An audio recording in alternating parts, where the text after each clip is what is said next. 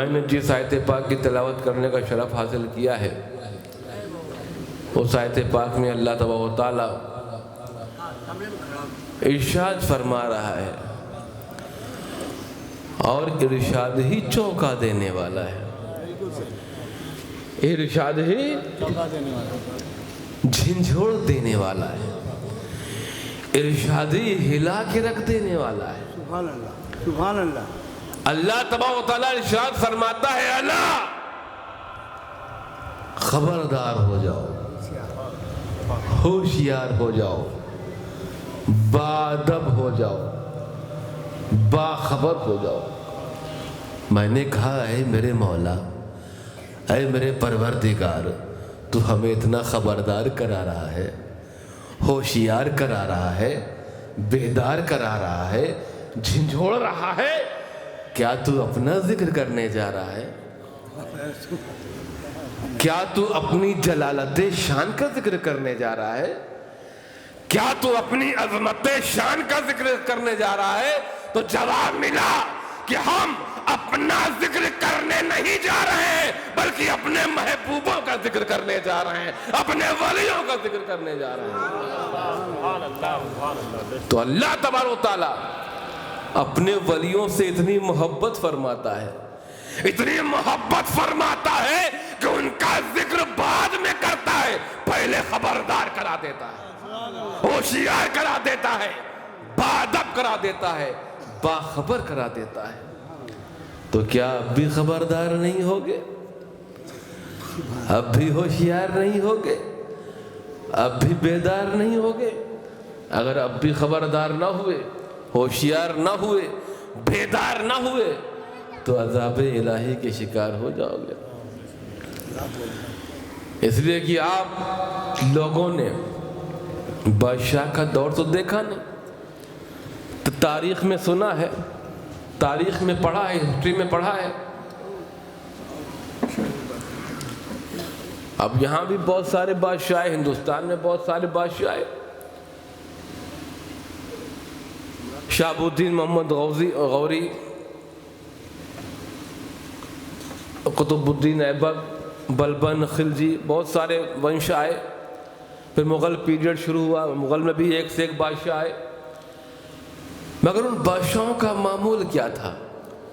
ان کے دربار میں معمول کیا تھا کہ جب بھی کوئی بادشاہ وقت دربار عام میں داخل ہونے والا ہوتا تو ایک درباری نقیب، ایک درباری ملازم آواز بلند کرتا تھا کہ خبردار، ہوشیار، باادب، باملاحظہ، عالم پناہی، ذل الہی بادشاہ فلاں فلاں تشریف لا رہے ہیں۔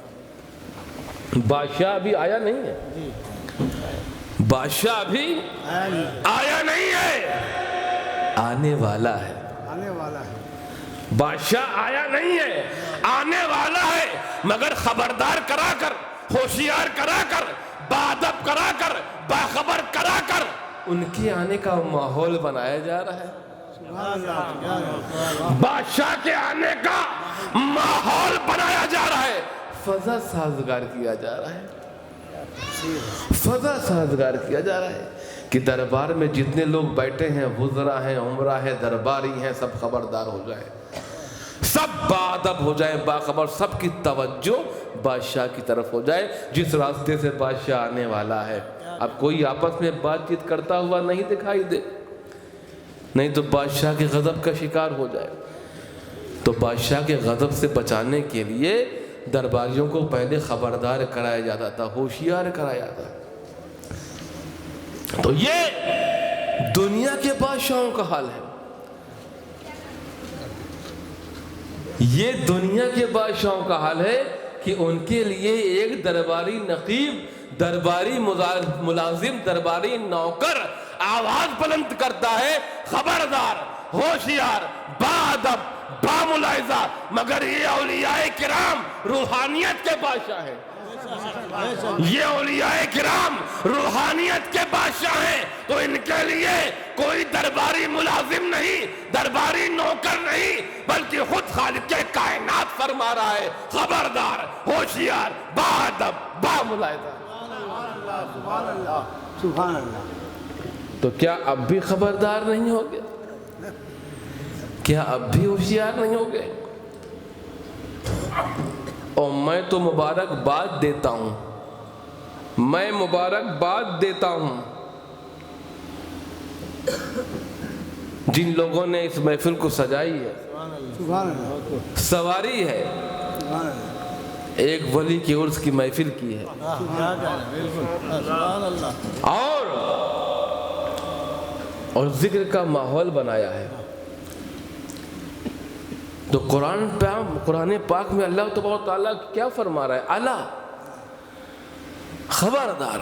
ابھی ذکر نہیں ہوا، اپنے ولیوں کا ذکر نہیں کیا، ذکر سے پہلے الا فرما رہا ہے خبردار ہو جاؤ، ہوشیار ہو جاؤ، بادب ہو جاؤ، باخبر. کیا کہ ذکر سے پہلے ذکر کا ماحول بنا رہا ہے. اللہ تبارک و تعالیٰ اپنے ولیوں کا ذکر کرنے سے پہلے اللہ کے ذریعے سے ذکر کا ماحول بنا رہا ہے. تو پتا چلا کہ ولیوں کا ذکر کرنے سے پہلے ذکر کا ماحول بنانا یہ خدا کی سنت ہے. سبحان اللہ بے شک سبحان اللہ بے شک.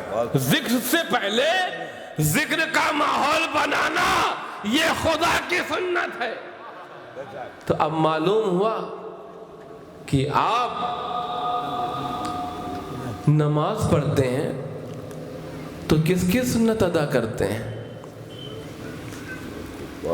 آپ نماز پڑھتے ہیں تو کس کی سنت ادا کرتے ہیں؟ اللہ کی سنت ادا کرتے ہیں.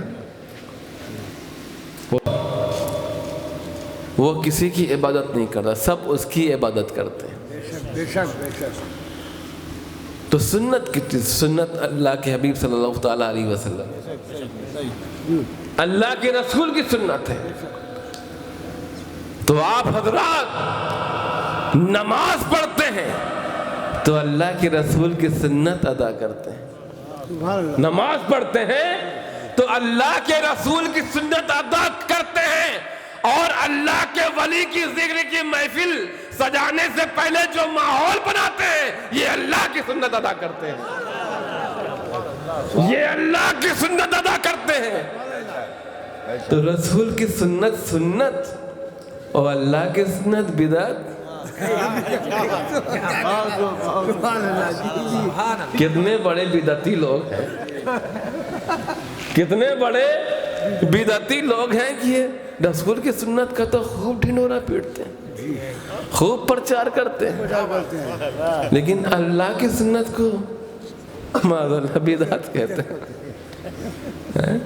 اسی لیے تو اللہ تعالیٰ نے خبردار کرا دیا، اسی لیے تو خبردار کرا دیا کہ خبردار ہو جاؤ، ہوشیار ہو جاؤ، بادب ہو جاؤ، باخبر ہو جاؤ.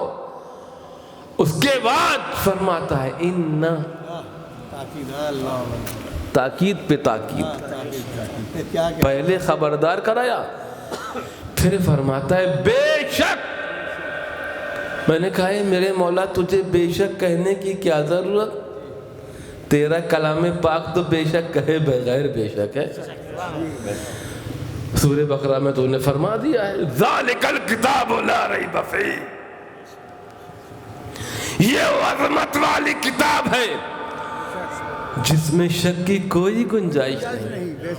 تو مولا جب تیرے کلام پاک میں شک کی کوئی گنجائش نہیں ہے تو مولا تو بے شک کیوں فرما رہا ہے؟ تو بے شک کیوں فرما رہا ہے؟ تو جواب ملا کہ میں علیم بذات الصدور ہوں، میں جانتا ہوں آنے والے لوگ کیسے آئیں گے، میرے ولیوں میں ضرور شک پیدا کریں گے. اسی لیے میں نے اپنے ولیوں کا ذکر کرنے سے پہلے بے شک کہہ دیا کہ اب میرے ولیوں میں کوئی شک پیدا نہ کرے. کیا بات، یہ تفسیر بہت عمدہ تفسیر. تب سوچئے کہ اللہ کے بے شک پہ شک کرو گے، کیا کہنا، اللہ کے بے شک پہ شک کرو گے. ارے جو اللہ کے بے شک پہ شک کرے گا ہمیں اس پر شک ہو جائے گا. جو اللہ کے بے شک پہ شک کرے گا ہمیں اس پر شک ہو جائے گا، اس کے ایمان پہ شک ہو جائے گا، اس کے عقیدے پہ شک ہو جائے گا، اس کی نمازوں پہ شک ہو جائے گا کیا کہیں کہ اللہ کے بے شک پہ شک کرتا ہے. اتنی مجال. زیادہ تفصیل میں جانے کا وقت نہیں ہے،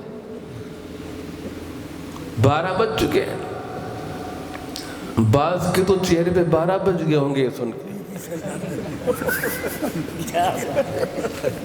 مگر جو باتیں حقیقت ہے وہ بھی میں اپنی طرف سے نہیں کہہ رہا ہوں، قرآن شریف کا ترجمہ کر رہا ہوں، بے شک کہیں اور سے نہیں کہہ رہا ہوں یہاں وہاں سے.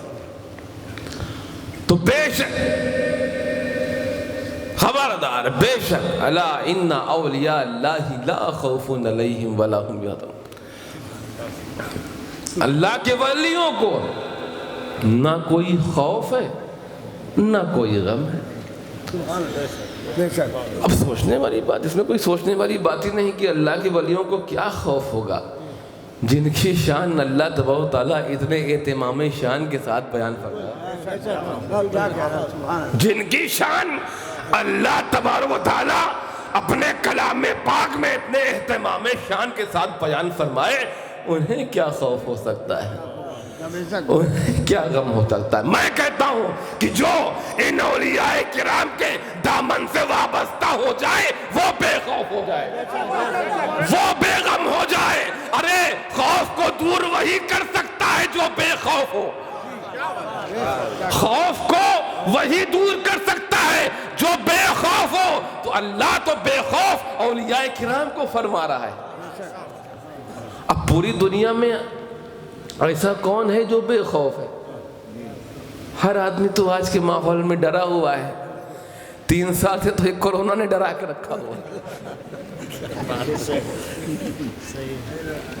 پوری دنیا پردے کے خلاف تھی، اب پوری دنیا کی پردہ لگائے پھر رہی ہے.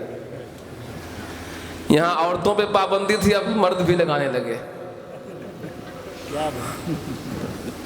تو یہ سب اللہ کی طرف سے عذاب ہے اور کیا ہے.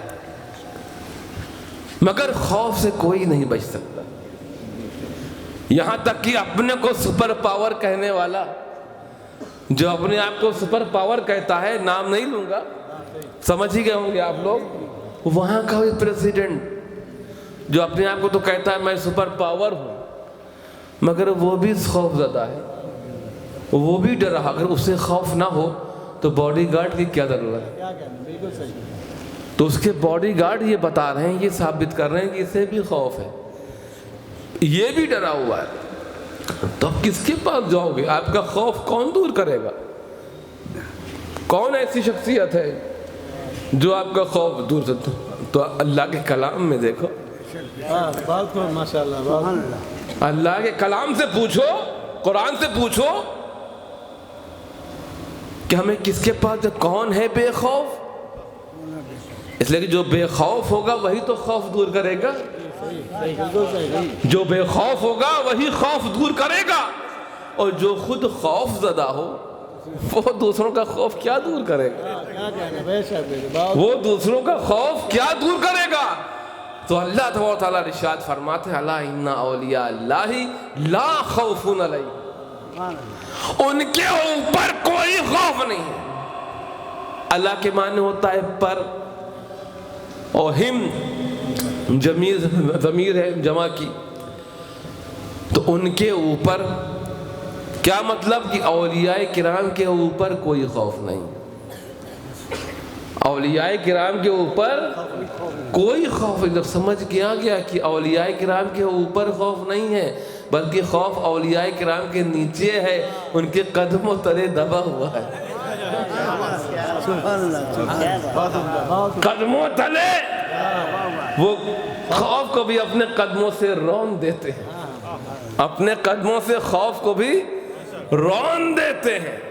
تو ان اولیاء کرام کے دامن سے وابستہ ہونا پڑے گا اگر بے خوف ہونا ہے تو، اور نہیں ہونا ہے تو ان کے دامن میں آ جاؤ اولیاء کرام کے. اور الحمدللہ آپ سب تو حضرات تو شیخ طریقہ حضرت سید شاہ نعیم اشرف اشرفی جیلانی رحمۃ اللہ تعالیٰ علیہ کے دامن سے وابستہ ہیں، تو آپ کو کیا خوف ہو سکتا ہے، کیا غم ہو سکتا ہے؟ بے شک نہ انہیں کوئی خوف ہے نہ انہیں کوئی غم ہے۔ ایک بات اور بتا دوں آپ کو کہ خوف کا تعلق مستقبل سے ہوتا ہے، فیوچر سے ہوتا ہے، خوف فیوچر سے آتا ہے، اور غم کا تعلق ماضی سے ہوتا ہے، پاس سے ہوتا ہے۔ جیسے ماضی میں گزرے ہوئے زمانے میں آپ کا کچھ نقصان ہو گیا، کوئی حادثہ ہو گیا، تو اس کو آپ کو آج غم ہوتا ہے اس بات کا، آج غم ہوتا ہے کہ ہاں آج غم ہے اس بات کا، خوف ہے آنے والے کل کا، کل کہیں یہ نہ ہو جائے، وہ نہ ہو جائے، یہ حادثہ نہ ہو جائے، نقصان نہ ہو جائے، تو آنے والے کل کا خوف ہوتا ہے، گزرے ہوئے کل کا غم ہوتا ہے۔ تو اولیاء کرام کی شان یہ ہے کہ اللہ تعالیٰ ارشاد فرماتا ہے لا خوف علیہم ولا ہم یحزنون، نہ اولیاء کرام کو کوئی خوف ہے نہ کوئی غم ہے۔ کیا مطلب کہ ان اولیاء کرام کا ماضی بھی شاندار ہے، مستقبل بھی شاندار ہے، بے شک بہت خوب نہ انہیں کوئی ماضی کا غم نہ مستقبل کا خوف۔ وہ آگے ارشاد فرماتا ہے الذین آمنوا وکانوا یتقون، یہی اولیاء کرام ایمان والے ہیں، بے شک بے شک یہی اولیاء کرام ایمان والے ایمان والے ہیں۔ اب اللہ تعالیٰ نے ایمان کی سند بھی اولیاء کرام کو دے دی ہے، اب کہاں جاؤ گے ایمان لانے؟ ایمان والے کہا جائے، بات صحیح ہے بھائی ڈگری والا ہی تو ڈگری جائے گا، جاہل سے ڈگری لوگ ہیں بھائی، کسی چیز کی ڈگری چاہیے آپ کو، اگر ڈاکٹر کی ڈگری چاہیے تو ڈاکٹر کے پاس جاؤ گے، انجینئر کی ڈگری چاہیے تو انجینئر کے پاس جاؤ گے۔ تو جس ڈپارٹمنٹ کی ڈگری چاہیے اسی ڈپارٹمنٹ میں جانا پڑے گا، جس کے پاس وہ ڈگری ہوگی تو وہی آپ کو ڈگری دے گا، وہی آپ کو ڈگری دے گا۔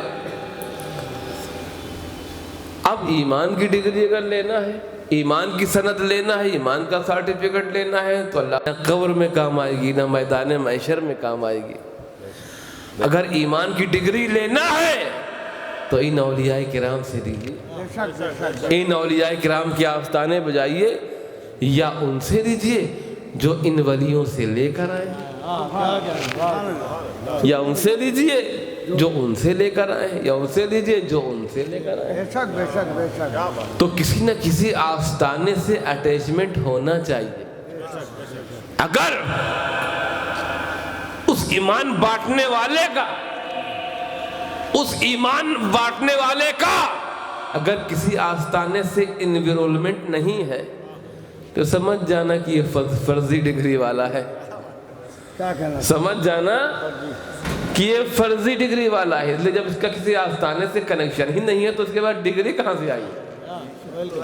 اور بنا آستانے کی کنیکشن کی ڈگری حاصل کرنا ناممکن ہے، اس لیے ڈگری تو آستانوں سے ہی ملتی ہے۔ بے شک بے شک تب سمجھ جائیے گا الذین آمنوا، یہی اولیاء کرام ایمان والے ہیں، الذین آمنوا وکانوا یتقون، اور انہی اولیاء کرام کی زندگی کا ہر لمحہ تقویٰ ہے، بے شک سبحان اللہ، تقویٰ ہے۔ تو ایمان والے بنو، تقویٰ والے بنو۔ وہ آگے ارشاد فرماتا ہے لہم البشریٰ فی الحیات الدنیا وفی الآخرہ، لہم البشریٰ، کتنی بڑی بات ہے، اولیاء کرام کی شان ہی بیان ہو رہی ہے، اس پر بات بڑھتی چلی جا رہی ہے۔ لہم البشریٰ فی الحیات الدنیا وفی الآخرہ، اور انہی کے لیے بشارت ہے، بے شک سبحان اللہ، انہی کے لیے بشارت ہے، خوشخبری ہے، دنیا میں بھی و آخرت میں بھی، دنیا میں بھی آخرت میں بھی۔ کیا مطلب کہ ان اولیاء کرام کی دنیا بھی شاندار ہے، آخرت بھی شاندار ہے، دنیا بھی شاندار ہے اور آخرت بھی شاندار ہے۔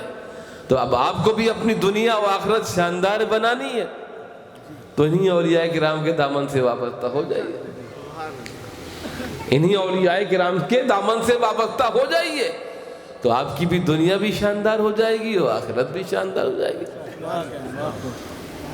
اور پھر اللہ تعالیٰ ارشاد فرما رہا ہے لا تبدیل لکلمات اللہ، سبحان اللہ لا تبدیل لکلمات اللہ، اللہ کا کلام کبھی نہیں بدلتا، بدلتا بے شک بے شک اللہ کا کلام کبھی نہیں بدلتا، اللہ کی بات کبھی نہیں بدلتی، بے شک اللہ کی بات کبھی نہیں بدلتا کبھی نہیں بدلتی۔ تو جب اللہ کی بات نہیں بدل سکتی تو ولیوں کی ذات نہیں بدل سکتی، ان کی کرامات نہیں بدل سکتی۔ بے شک سبحان اللہ بے شک حق حق حق لا تبدیل لکلمات اللہ، اللہ کا کلام کبھی نہیں بدلتا۔ وہ آگے ارشاد فرماتا ہے ذالک هو الفوز العظیم، یہ بہت بڑی کامیابی، بہت بڑی کامیابی، یہ بہت بڑی کامیابی ہے۔ اللہ تبارک و تعالیٰ ولیوں کی کامیابی کو عظیم فرما رہا ہے، ولیوں کی کامیابی کو عظیم فرما رہا ہے۔ تو ابھی آپ نے عظیم کا مرتبہ صحیح سے سمجھا نہیں، صحیح سے جانا نہیں۔ اللہ تعالیٰ نے پوری کائنات کو پیدا فرمایا، زمین سے لے کے آسمان تک، چاند، سورج، لوح، کرسی، قلم سب فرمایا، سب بنایا، اور بنانے کے بعد فرماتا ہے انما متاع دنیا قلیل، بالکل دنیا میں نے جو کچھ بھی پیدا کیا، جو کچھ بنایا وہ تو تھوڑا ہے، تھوڑا فرمایا۔ قلیل کے معنی ہوتا ہے تھوڑا، قلیل کے معنی ہوتا ہے تھوڑا، لٹل، تھوڑا۔ اب سوچنے والی بات ہے کہ زمین سے لے کے آسمان تک، جو ہم جانتے نہیں کیا کیا ہے آسمانوں کے بیچ میں، بڑے بڑے سمندر، بڑے بڑے پہاڑ، ہم لوگ کے نزدیک تو قلیل ہو ہی نہیں سکتا، جی بالکل ہم لوگ کے نزدیک تو تھوڑا ہی ہو ہی نہیں سکتا، مگر اللہ کے نزدیک تھوڑا ہے، اللہ کے نزدیک تھوڑا ہے۔ اب سوچئے کہ جو اللہ کے نزدیک قلیل ہے وہ ہمارے نزدیک اتنی عظیم ہے، اتنی عظیم ہے کہ اس کی عظمت کا ہم اندازہ نہیں لگا سکتے۔ صحیح کیا کہنا، بالکل صحیح، بالکل جو اللہ کے نزدیک قلیل ہے اس کی عظمت کا ہم اندازہ نہیں لگا سکتے۔ تو سوچئے مومنوں کہ اللہ تبارک و تعالیٰ جس کو عظیم فرما دے تو اس کی عظمت کا اندازہ کون لگا پائے گا؟ تو جب اپنے ولیوں کی بات آتی ہے، جب اپنے محبوبوں کی بات آتی ہے، تو اللہ تعالیٰ ذالک هو الفوز العظیم فرما رہا ہے سبحان اللہ، بہت کہ یہ بہت بڑی کامیابی ہے، ولیوں کی کامیابی بہت بڑی کامیابی ہے۔ تو اس آیت پاک میں آپ نے دیکھا کہ اللہ تعالیٰ نے اپنے ولیوں کی شان بیان فرمائی ہے۔ اولیاء کرام کی مقبولیت اللہ کی بارگاہ میں اسی لیے ہوتی ہے کہ وہ ایمان والے بھی ہوتے ہیں اور تقوی والے بھی ہوتے ہیں، پرہیزگاری میں بھی آگے ہوتے ہیں، نیک اعمال میں بھی آگے ہوتے ہیں،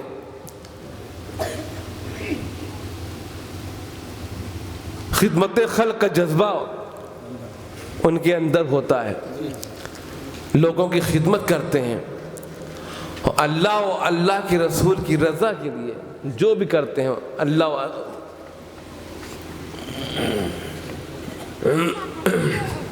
تو جیسا کہ آپ جانتے ہیں کہ آج کل کا ماحول ایسا ہو گیا ہے کہ جو کچھ ہمیں ہمارے دین سے ملا، ہمارے بزرگوں کے ذریعے سے، اولیاء کرام کے ذریعے سے، وہ سب ہم نے چھوڑ دیا اور ہماری وہ چیزیں دوسروں نے اپنا لی، اور دوسروں نے اپنائی تو وہ کامیاب ہوتے چلے گئے، اور ہم نے چھوڑ دی، ہم پیچھے ہوتے چلے جا رہے ہیں۔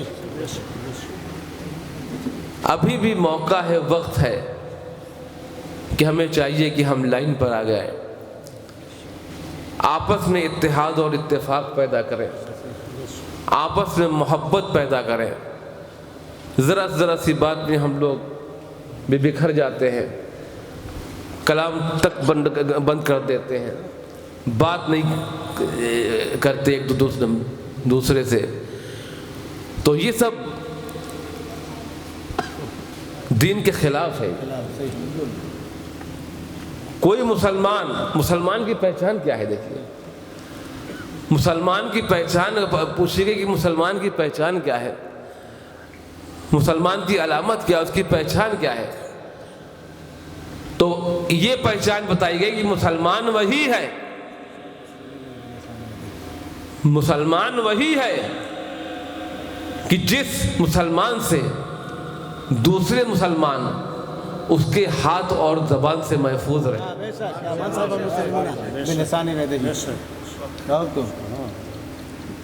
اور آج کل بالکل اس کا الٹا ہے، نہ ہاتھ سے کوئی محفوظ ہے اور نہ زبان سے کوئی محفوظ ہے. تو ہم اپنا جائزہ لیں کہ ہمارا کیا حال ہے.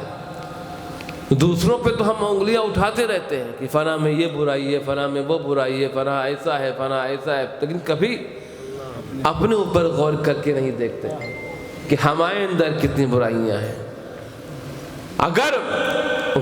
اگر انسان خود اپنے اندر جھانک لے، اگر واقعی ایمانداری کے ساتھ اگر انسان اپنے اندر جھانک کر دیکھ لے نا، تو کبھی سامنے والے کے اندر اس کو برائی نظر نہیں آئے گی.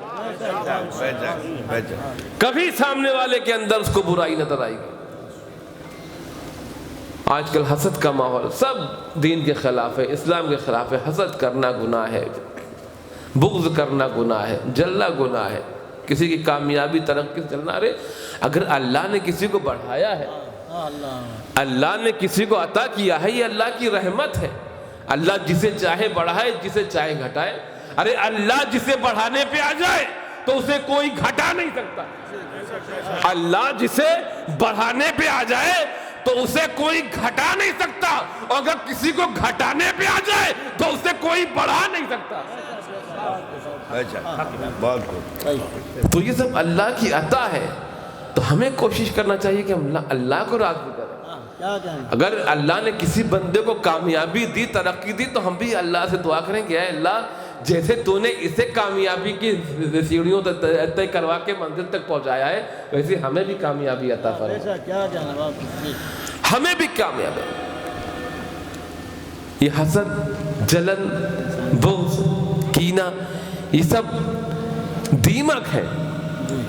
یہ سب جیسے دیمک لکڑی کو کھا جاتی ہے، دیمک لکڑی کو کھا جاتی ہے، ویسے یہ سب ایمان کو کھا جاتے ہیں، ایمان کو کھا جاتے ہیں. تو یہ سب دل سے نکال دیجئے. اور آج میں اس اسٹیج سے بالکل خانقاہی پیغام دے رہا ہوں. خانقاہی جو پیغام ہوتا ہے اور جو تصوف جو ہوتا ہے خالص، وہ یہی ہوتا ہے کہ اپنے دلوں کو پاک صاف کیجئے، تمام برائیوں سے، تمام عیبوں سے، تمام فتنوں سے پاک کیجئے.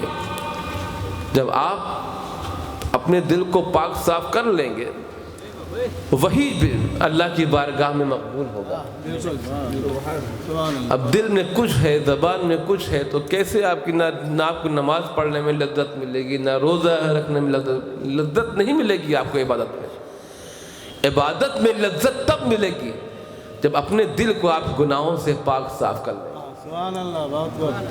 اپنے گناہوں سے. اور ایک بات سن لیے، یہ جو چھوٹے چھوٹے گناہ ہم کرتے ہیں نا اور بھول جاتے ہیں، یہ بڑے خطرناک ہوتے ہیں. کیوں؟ کہ بڑے گناہ ہمیں یاد رہتے ہیں. بڑے گناہ ہمیں یاد رہتے ہیں کہ ہم نے یہ گناہ کیا تو ہمیں یاد ہے، مگر کچھ چھوٹے چھوٹے گناہ ایسے ہوتے ہیں جو ہمیں یاد ہی نہیں ہوتے. مثال کے طور پر آپ بائک چلاتے ہیں روڈ پر. اب بائک آپ چلاتے ہوئے جا رہے ہیں، کوئی سامنے سے صاف ستھرا کپڑا پہنے ہوئے آ رہا ہے. اب پانی ہے، آپ نے بائک کو پانی وانی دیکھے تو بائک کی رفتار کو کم کر لینا چاہیے، کہیں کسی کو چیٹ نہ پڑ جائے. اور آپ نے اسپیڈ کم نہیں کی، اسی پانی سے گزار دیا بائک کو، اور بغل میں ایک آدمی جا رہا تھا صاف ستھرا، اس کے اوپر کیچڑ پڑ گیا، اس کے اوپر. خیر وہ اس آدمی نے صبر کر لیا، گھر آیا، کپڑا صاف کر لیا.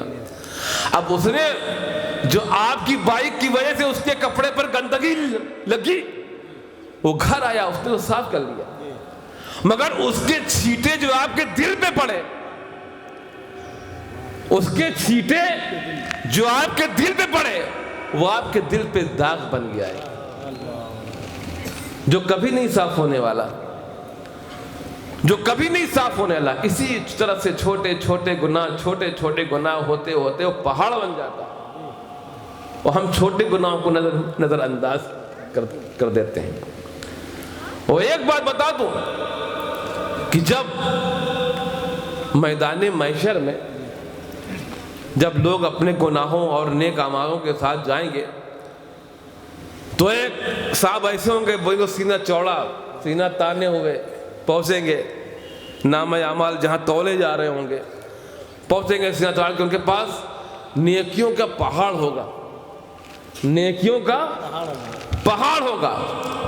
اور جب میدان محشر میں پہنچیں گے میزان کے پاس، جب ان کے نام اعمال کا حساب کتاب ہوگا تو ایک شخص آ کے فرمائے گا کہ یہ شخص جو نیکیوں کا پہاڑ لے کے آیا تھا، اس نے دنیا میں مجھے گالی دی، مجھے سب کے سامنے رسوا کیا، بے عزت کی۔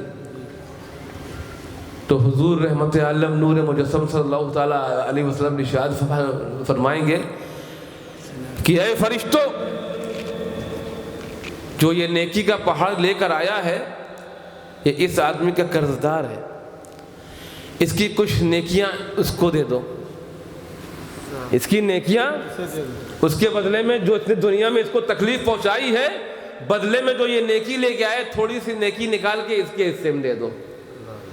تو وہ تھوڑی سی نیکیاں اس کی نکال کے اس کے حصے میں جو شکایت لے کر آیا تھا اس کو دے دی جائے گی۔ پھر ایک دوسرا شخص آئے گا، وہ کہے گا اسی آدمی کے بارے میں کہ اس شخص نے دنیا میں مجھ پر ہاتھ اٹھایا، مجھے مارا، مجھے پیٹا۔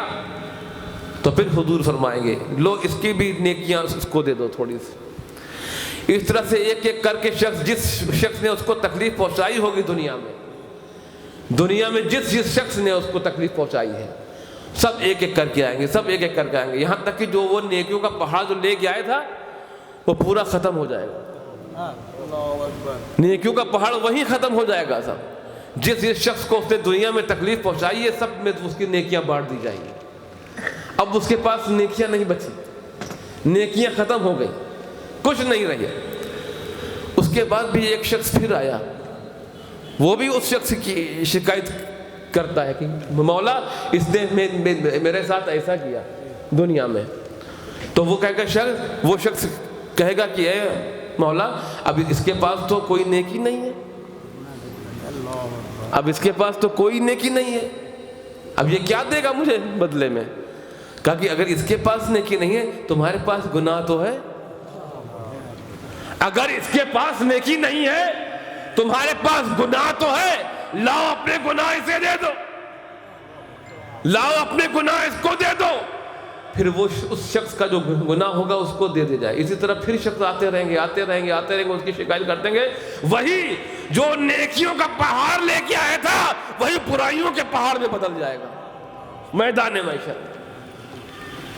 تو اسی لیے بھائیوں میں کہتا ہوں آپ سب حضرات سے کہ چھوٹے چھوٹے گناہوں سے بچیے، اس لیے کہ میدان محشر میں آپ کو ایک ایک گناہ کا حساب دینا پڑے گا، ایک ایک۔ تو ابھی سے آپ حساب لگائیے۔ اس کا طریقہ یہ کہ آپ دن بھر جتنے کام کرتے ہیں رات میں بیٹھیے، کم سے کم 5 منٹ کم سے کم اس بات کے لیے لگائیے کہ سوچیے کہ آج پورے دن میں آپ نے کتنے نیک اعمال کیے ہیں اور کتنے برے کام کیے ہیں۔ کیا کہنا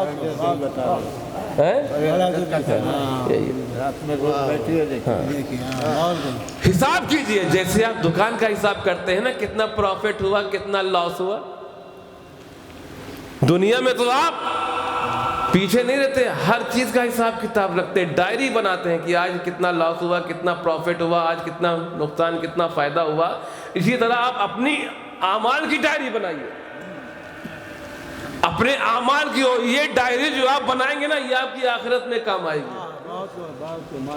وہ ڈائری آپ کی دنیا میں کام آئے گی، مگر یہ ڈائری آپ کی آخرت میں کام آئے تو آپ کو یاد رہے گا کہ میں نے آج کیا گناہ کیا۔ اگر کوئی گناہ غلطی سے ہو گیا، کسی کو آپ نے برا بھلا کہہ دیا تو فوراً اس سے معافی مانگیے، اور اگر اس نے آپ کو معاف کر دیا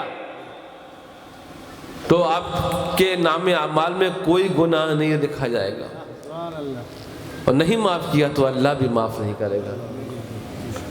اللہ تبارک و تعالی ہمیں آپ کو اولیاء کرام سے سچی محبت عقیدت عطا و فرمائے، ان کی سنت کریمہ کی روشنی میں زندگی گزارنے کی توفیق عطا فرمائے، اور ہم سب اہل سنت والجماعت میں اتحاد اور اتفاق عطا فرمائے، آپس میں محبت عطا فرمائے، مل جل کر کام کرنے کی توفیق عطا فرمائے، ہمیں حسد، کینہ، چغلی، بغض وغیرہ برائیوں سے محفوظ فرمائے۔ وما علینا الا البلاغ۔ السلام علیکم ورحمۃ اللہ وبرکاتہ۔ سلام پر آپ ہی پڑھ دیجیے۔ جھکا ہے دل شکستہ غم زدہ ہے، زیر لب یہ کہہ رہا ہے یا نبی سلام علیکہ، یا رسول سلام علیکہ، یا حبیب سلام علیکہ، صلوات اللہ علیکہ، اے نسیم کوئے جانا، جب مدینے سے تو آنا، بوئے زلف یار لانا، دل پریشان ہے سنگھانا، یا نبی سلام علیکہ، یا رسول سلام علیکہ، یا حبیب سلام علیکہ، صلوات اللہ علیکہ، صلاۃ والسلام علیکہ یا رسول اللہ، صلاۃ والسلام علیکہ۔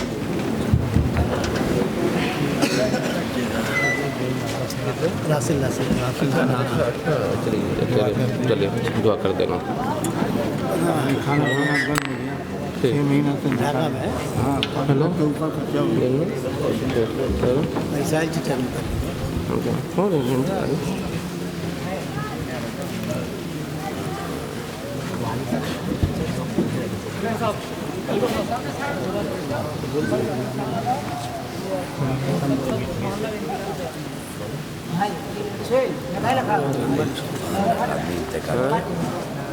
محلہ کا آدمی انتقال کر گیا، ایک باری سب کے دعا پڑے نام لینے، ایک باری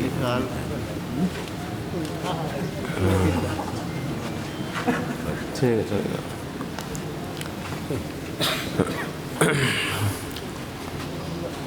اللهم صل على سيدنا مولانا محمد وعلى آل سيدنا مولانا محمد كما تحب وترضى بأن تصلي عليه. اللهم إنا أسألك إيمانا كاملا ويقينا صادقا وعلما نافعا كاملا وعملا صالحا مقبولا ورزقا حلالا طيبا واسعا وتوبة قبل الموت وراحة عند الموت ورحمة ومغفرة بعد الموت والفوز بالجنة وما يقربني إليها من قول أو فعل أو عمل والنجاة من النار والنجاة من النار والنجاة من النار۔ مالک و کار ساز بندہ نواز بے نیاز اپنے اسماء حسنہ کے صدقے میں اپنے حبیب نبی محمد رسول اللہ صلی اللہ تعالیٰ علیہ وسلم کے صدقے میں جو عرص نعیم الاولیاء کی محفل منعقد کی، یہاں کے لوگوں نے مولا اس محفل کو قبول فرمائے۔ جن لوگوں نے اس محفل کو سجانے میں سنوارنے میں حصہ لیا ہے مولا ان کے دلوں کو سجا دے، ان کے گھروں کو سجا دے، ان کی دنیا سجا دے، ان کی آخرت سجا دے۔ جتنے بھی حاضرین ہیں مولا اس محفل میں ہم سب کی حاضری کو قبول فرما، سب کو دونوں جہان کی نعمتوں سے مالا مال فرمائے، سب کو تمام بلاؤں سے، وباؤں سے، حادثوں سے، فتنوں سے، بیماریوں سے محفوظ فرما، فضل فرما، کرم فرما۔ اور مولا جو ہمارے پاس جو آئیے لسٹ آئی ہے مرحومات کی جو ہے، اس میں حاجی حسین، حاجی حسین ہے، عابد حسین ہے، غنفر علی ہیں، محمد نسیم ہے، محمد جوانی ہے، انور حسین ہے، اسلم خان ہے، فراز الدین ہے، عبد القدوس ہیں، محمد شفیق ہیں، محمد انعام الحق ہیں، عبد الستار ہیں، فیروزہ راہی ہیں مرحومہ، اور یہ زہنارہ ہیں، قمرون نساء ہیں، شہیدن بی بی ہیں، طاہرہ خاتون ہیں، حاضرہ خاتون ہیں، حرمت النساء ہیں، صفیہ خاتون ہیں، مونیکا اختر ہیں، حمیدہ خاتون ہیں، پروین کوثر ہیں۔ اب جو بھی حضرات جتنے بھی ہمارے یہ مرحومین ہیں، مرحومات ہیں، ان سب کی مغفرت فرماؤ، سب کے درجات بلند فرما۔ اور ابھی سننے میں ہے کہ راسل کے نانا بہت بیمار ہیں، اللہ ان کو بھی شفاء کاملہ عاجلہ عطا فرمائے، فضل فرما، کرم فرما، ہم سب پر فضل فرما۔ قال اللہ تبارک و تعالی، اسرائیل اشرفی صاحب بھی ہاں بہت بیمار ہیں، ان کو بھی اللہ شفاء کاملہ عاجلہ عطا فرمائے، فضل فرمائے، کرم فرما۔ قال اللہ تبارک و تعالی فی شان حبیب الکریم علیہ الصلاۃ والتسلیم، ان اللہ و ملائکتہ یصلون علی النبی یا ایھا الذین آمنوا صلوا علیہ وسلموا تسلیما۔ اللهم صل علی سیدنا محمد وعلی آل سیدنا مولانا محمد کما تحب وترضى بأن تصلي علیہ۔ سبحان ربک رب العزۃ عما یصفون وسلام علی المرسلین والحمد للہ رب العالمین، بحق لا الہ الا اللہ محمد رسول اللہ صلی اللہ علیہ وسلم۔